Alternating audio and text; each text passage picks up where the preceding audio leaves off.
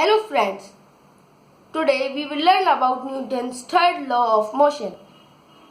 It states that for every action there is an equal and opposite reaction.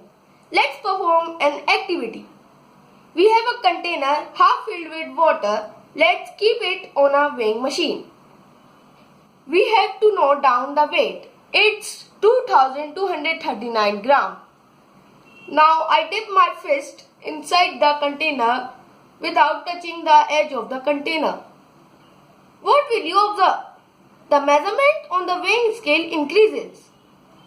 As I remove my fist, the measurement is back to its original value. Why does it happen? When my hand pushes down the water, it displaces water as much as its volume.